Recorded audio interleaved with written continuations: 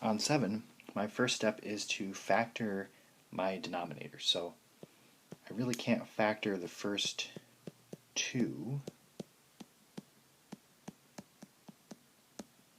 but that last denominator, that's going to be an x plus 2, x minus 2. And that actually is the LCD of all of my fractions here. X plus 2, x minus 2. So I need to multiply every fraction by that.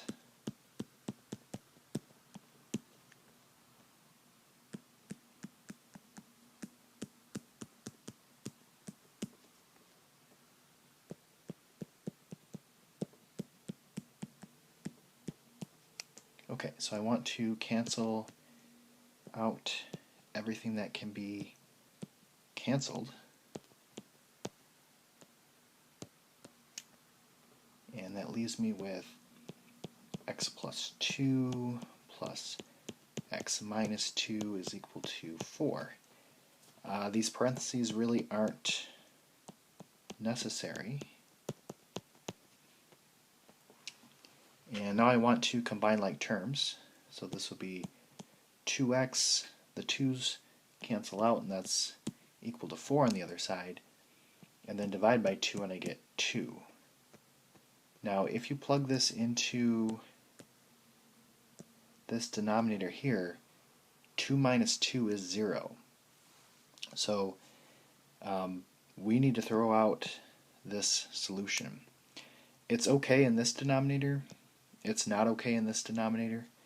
So as soon as you find one denominator where it equals 0, once you plug it in, you need to cancel it out. So this makes a denominator 0.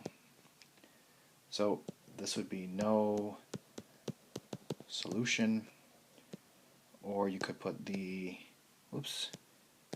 fancy symbol. One more thing, and I want to talk a little bit about how to tell the difference between the sections, because they're all very similar, but they're all very different. So section 7.2 was adding rational expressions, and this is kind of an example of that. There is no equal sign, and you multiply each term by what it needs to get the LCD. And the process for finding the LCD, that's the same for all three of these sections. But how we use it is a little bit different. Complex rational expressions, those look like the fractions inside of fractions. So if you don't like fractions, then you really don't like fractions inside of fractions. There's no equal sign here, but you multiply by the LCD itself over 1. And then lastly, section 7.4 is rational equations. It does have an equal sign.